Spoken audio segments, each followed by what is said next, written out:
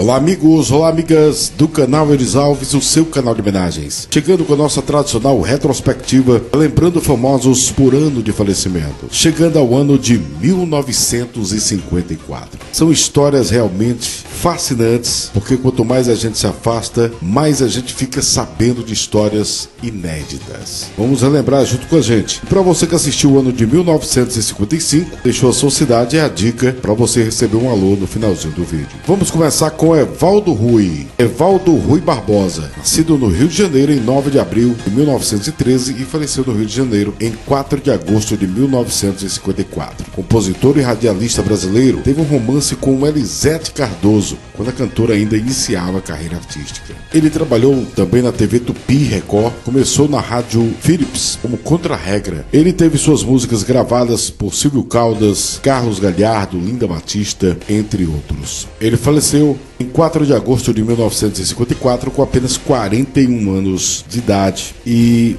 o jovem Evaldo Rui tirou sua própria vida, inclusive ele deixou um bilhete para a cantora Elisete Cardoso. Triste história realmente. Vamos agora falar do presidente Getúlio Vargas. Getúlio Dornelles Vargas, nascido em São Borja, no Rio Grande do Sul, em 19 de abril de 1882 e faleceu no Rio de Janeiro em 24 de agosto de 1954. Foi um militar, advogado e político brasileiro. Vargas foi presidente do Brasil por quase 20 anos. O primeiro período foi de 15 anos ininterruptos, de 1930 a 1945, e dividiu-se em 3 fases, de 1930 a 1934, como chefe de governo provisório, de 34 a 37 como presidente da República do governo constitucional, tendo sido eleito presidente da República pela Assembleia Nacional Constituinte, de 1934, de 1937 a 1945 como ditador, durante o Estado Novo. E no segundo período que ele foi eleito, pelo voto direto, Getúlio governou o Brasil como presidente da República por 3 anos e meio, de 31 de janeiro de 1951 até 24 de agosto de 1954, quando tirou sua própria vida. Era chamado por seus simpatizantes de pai dos pobres. Getúlio Vargas tinha 72 anos de idade. Frida Kahlo. É uma história triste, viu? Nascido em Coyoacán, no Distrito do México, em 6 de julho de 1907 e faleceu na sua terra natal em 13 de julho de 1954, mais conhecida como Frida. Foi pintora mexicana conhecida pelos seus muitos retratos e autorretratos e obras inspiradas na natureza e artefatos do México. Em 17 de setembro de 1925, Frida sofreu um grave acidente de ônibus, causado pelo choque com um bonde. O corrimão do ônibus perfurou-lhe as costas, causando uma fratura pélvica, perfurando o abdômen e o útero. 3 fraturas em sua coluna vertebral. Seu pé direito foi triturado e deslocado e teve a clavícula fraturada. Frida ficou 1 mês no hospital e 2 meses em casa se recuperando antes de voltar ao seu trabalho. Tal acidente obrigou a usar colete ortopédico por 3 meses. Ela chegou a pintar alguns deles, como colete de gesso da tela intitulada A Coluna Partida. O acidente acabou com seus sonhos se tornar uma médica e causou dores e doenças pelo resto da sua vida, a transformando-a em uma pessoa com deficiência. Seu amigo Andrés Enertrosa citou a Kahlo vivia morrendo. Apesar de não haver uma definição formal à época para a enfermidade, médicos e historiadores acreditaram que ela sofria de fibromialgia pós-traumática. Durante a sua longa convalescença, começou a pintar, usando a caixa de tintas de seu pai e um cavalete adaptado à cama. Ela tentou diversas vezes tirar sua própria vida. Em 13 de julho de 1954, Frida, que havia contraído uma forte pneumonia, foi encontrada sem vida. Seu atestado de óbito registra embolia pulmonar como causa do falecimento, mas não descarta a hipótese que ela tinha tirado sua própria vida. A última anotação de seu diário diz a seguinte frase: espero que minha partida seja feliz e espero nunca mais regressar. Frida. Ela tinha 47 anos de idade. Vamos falar agora do cantor do Rhythm and Blues, Johnny Ice, que faleceu muito cedo. Nascido em 9 de junho de 1929, em Memphis, Tennessee, e faleceu em 25 de dezembro de 1954, em Houston, Texas. Ele tocou com B.B. King e se tornou conhecido no Rhythm and Blues. Tocou também também acompanhado com a Big Mama Thornton, outra lenda também do Rhythm and Blues. No Natal de 1954, após excursionar por um ano, Johnny Ice fez uma apresentação no Site Auditorium em Houston, no Texas. Durante o intervalo da apresentação, Johnny Ice, em seu camarim, começou a brincar com Calibre 22. Os membros da sua banda disseram que várias vezes, e foi amplamente divulgado, que Johnny Ice teria tirado sua vida acidentalmente por estar brincando na roleta russa. Kurtz, baixista da banda de Big Mama Thornton, que foi uma das pessoas que presenciou, concedeu uma entrevista dizendo: "Eu vou te dizer exatamente o que aconteceu. Johnny Ice havia tomado umas e ele ficava agitado, até que alguém disse: cuidado com isso. Ele disse: está tudo bem, não está carregada, está vendo? E apontou e, com um sorriso no rosto, tirou a sua vida acidentalmente." Triste história, ele tinha apenas 25 anos de idade. São histórias realmente inacreditáveis. Amélia de Mesquita, compositora e pianista, nascida no Rio de Janeiro em 27 de abril de 1866, faleceu no Rio de Janeiro em 27 de agosto de 1954. Foi a primeira musicista a compor uma missa completa. Seu irmão Carlos Mesquita foi quem lhe ensinou e, inclusive, nós vamos homenageá-lo no ano de 1953. Olha que coincidência, né? Ela atuou como professora, também foi catedrática de órgão no Instituto Benjamin Constant por mais de 25 anos, onde se aposentou, mas continuou dando aulas particulares. Ela faleceu em 27 de agosto de 1954, aos 88 anos de idade. Vamos falar de Benjamin de Oliveira, mais um compositor, ator e também foi o primeiro palhaço do Brasil. Benjamin Chaves, nascido em Pará de Minas em 11 de junho de 1870 e faleceu no Rio de Janeiro em 30 de maio de 1954. Ele foi um artista e ele é mais conhecido por ser o primeiro palhaço do Brasil. Ele foi também o idealizador e criador do primeiro circo-teatro. O sobrenome Oliveira veio após se inspirar no nome de seu instrutor, Severino de Oliveira. E seu fim não foi. Em 1941, ele havia pedido auxílio de passagens e transporte para 46 pessoas para uma excursão em Belo Horizonte, Minas Gerais. O pedido foi feito em 2 meses, sendo negado em todos os 3 pedidos. Devido à pressão de jornalistas e a Câmara dos Deputados da época, ele passou a receber uma pensão do governo. Benjamin acabou falecendo no dia 30 de maio de 1954, no Rio de Janeiro, e a notícia foi dada pelo jornal Estado de São Paulo, simplesmente assim: morreu o palhaço Benjamin de Oliveira. Uma triste história para ele que representou tão bem as artes e ciências, né, no Brasil. Ele tinha 83 anos de idade. Vamos falar de Nonô, Romualdo Peixoto. Olha o nome, hein? Nascido em Niterói em 7 de fevereiro de 1901 e faleceu em Niterói em 13 de novembro de 1954. Conhecido pelo pseudônimo de Nonô, foi pianista e compositor brasileiro. Ele era tio dos cantores Ciro Monteiro e Calbi Peixoto, além do trompetista Araquém Peixoto e do pianista Moacir Peixoto. Ele acompanhou cantores como Francisco Alves, Mário Reis, trabalhou na Rádio Philips, no programa do Cazé, que era o avô da Regina Cazé. Acompanhou artistas também como Silvio Caldas, Luiz Barbosa, Noel Rosa, entre outros. Ele teve seu auge da carreira nos anos 30 e 40. Infelizmente, ele faleceu doente, sem recursos, já afastado da vida artística, como funcionário público. Infelizmente, ele tinha 53 anos de idade. Gladys George, atriz, nascida em Patten, nos Estados Unidos, em 13 de setembro de 1904 e faleceu em Los Angeles, na Califórnia, em 8 de dezembro de 1954. Atriz norte-americana, ela foi indicada ao Oscar de Melhor Atriz em 1936, no seu desempenho em Valiente. Ela faleceu em 8 de dezembro de 1954, aos 50 anos de idade. Vamos falar de Oswald de Andrade, escritor e dramaturgo brasileiro de grande importância para o Brasil. Nascido em São Paulo em 11 de janeiro de 1890 e faleceu em São Paulo em 22 de outubro de 1954. Poeta, escritor, ensaísta, foi um dos produtores da Semana de Arte Moderna, que ocorreu em 1922. Foi casado com Tarsila do Amaral e ele faleceu aos 64 anos de idade, em seu quarto, vítima de um infarto, e foi sepultado no jazigo familiar, no cemitério da Consolação, junto aos seus pais e avós. Mãe Andresa, Andresa Maria de Souza Ramos, conhecida como Mãe Andresa, nascida em Caxias, no Maranhão, em 1854, e faleceu em Caxias em 1954.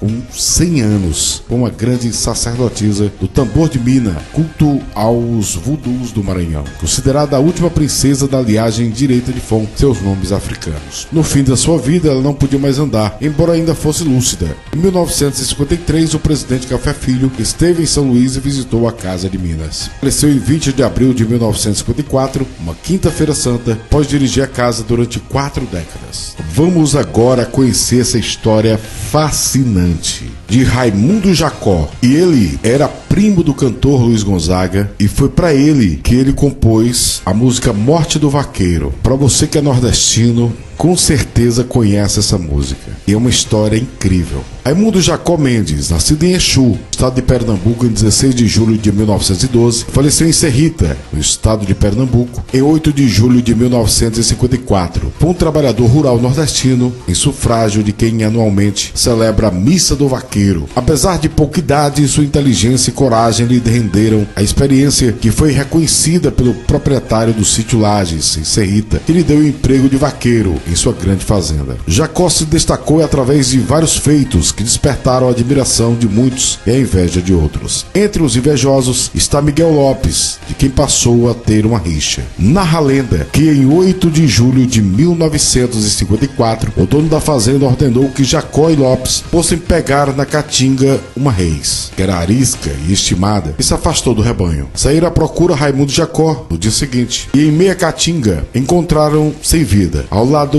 da reis ainda amarrada, e seu fiel cachorro latindo, sem sair de perto. Uma pedra manchada de sangue denunciava a covardia de terem tirado sua vida. Miguel Lopes chegou a ser incriminado. Abriu-se o processo, mas foi arquivado por falta de prova.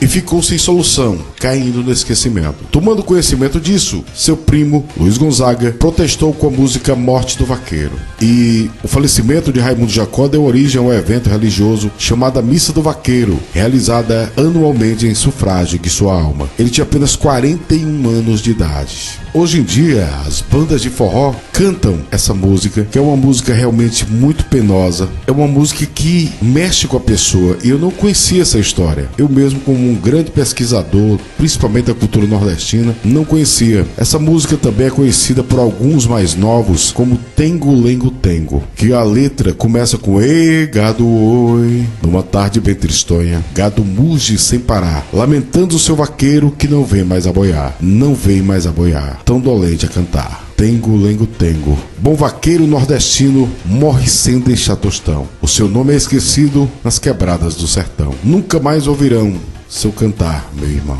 Sacudido numa cova, desprezado do Senhor, só lembrando do cachorro que ainda chora a sua dor. É demais, tanta dor, a chorar com amor. Essa música é uma música realmente que toca as pessoas. É uma composição de Gonzaguinha e Luiz Gonzaga. Pesquisa aqui no YouTube para você ouvir com a melodia de Luiz Gonzaga. Vamos falar agora de Roquete Pinto, o pai da radiodifusão do Brasil. Nascido no Rio de Janeiro em 25 de setembro de 1884 e faleceu no Rio de Janeiro em 18 de outubro de 1954. Médico legista, professor, escritor, antropólogo, ensaísta, membro da Academia Brasileira de Letras, criador da Rádio Sociedade do Rio de Janeiro. Ele faleceu aos 70 anos de idade.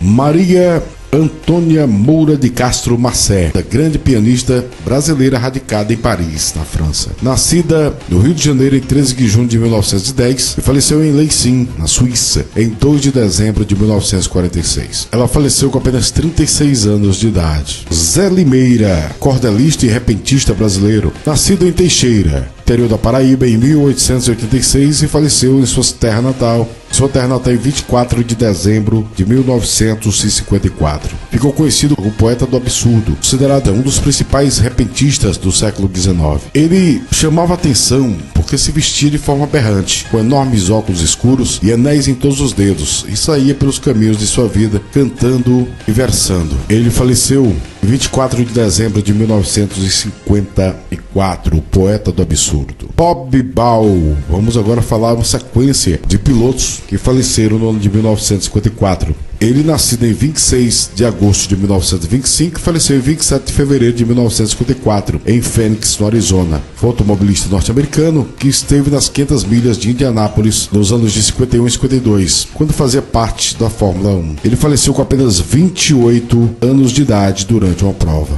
Guy Maires, outro piloto nascido na França em 10 de agosto de 1910 e faleceu em 24 de abril de 1954. Participou de 3 grandes prêmios da Fórmula 1. Faleceu vítima de um acidente nos treinos no autódromo de Linas-Monterey, na França, com apenas 43 anos de idade. Onofre Marimon, outro piloto nascido em Zárate, na Argentina, em 23 de dezembro de 1923 e faleceu em Nürburgring, na Alemanha, em 31 de julho de 1954, com apenas 30 anos de idade. Ele ficou conhecido por ser o primeiro acidente fatal durante a competição mundial de Fórmula 1, exceto das 500 milhas, não é? Isso na Fórmula 1. Ele tinha apenas 30 anos de idade. Enrico Platé, mais um piloto, nascido em Milão, na Itália, em 28 de janeiro de 1909 e faleceu em Buenos Aires, na Argentina, em 2 de fevereiro de 1954. E ele foi automobilista e gerente de equipe italiano, inclusive tendo a sua escuderia Enrico Platé. Ele faleceu em 2 de fevereiro de 1954, aos 45 anos de idade. Ele faleceu quando ele tentava retomar a sua carreira de automobilista, dirigindo em uma pequena corrida de Fórmula Livre em Buenos Aires, com apenas 45 anos. Bob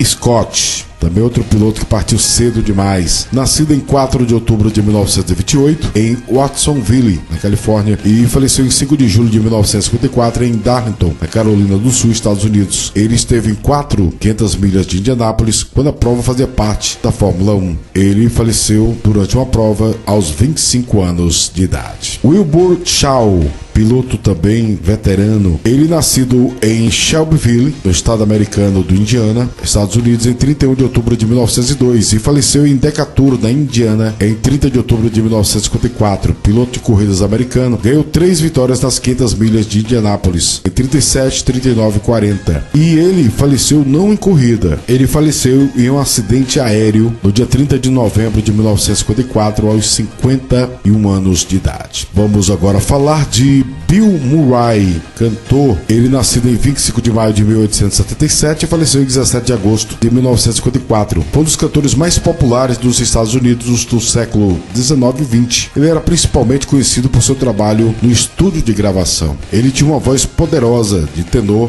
e cantou também com Ada Jones. Ele faleceu de um ataque cardíaco aos 77 anos de idade. Tom Tiles, um ator também bastante conhecido, nascido em Nova York, nos Estados Unidos, em 9 de agosto de 1903 e faleceu em Detroit em 1º de maio de 1954. Um ator americano que atuou em filmes da era do cinema mudo e posteriormente em filmes sonoros. Ele ficou particularmente famoso por interpretar super-heróis. Ele fez o Capitão Marvel, o seriado de 1941, As Aventuras do Capitão Marvel. Fez também Os Três Mosqueteiros. Ele foi também o primeiro Fantasma, o filme do Fantasma, também outro herói, ano de 1943. Participou de vários filmes de faroeste. E Tyler foi acometido de um artrite reumatoide que o prejudicou na sua carreira e limitou sua atuação durante alguns anos, mediante suas dificuldades. Passou a morar com a irmã em Detroit, falecendo de insuficiência cardíaca aos 50 anos. Triste história para um grande ator. E vamos agora homenagear os jogadores de futebol que faleceram no ano de 1954. São apenas 3 nomes, 3 homenagens. Fique até o final para você receber o seu alô. Djalma Bezerra dos Santos, nascido em Atalaia, no estado de Alagoas, em 19 de dezembro de 1918 e faleceu no Rio de Janeiro em 3 de março de 1954. Ele ganhou destaque por sua versatilidade e por atuar desde a ponta direita às posições de meio campo. E ele atuou no Expresso da Vitória do Vasco da Gama. Ele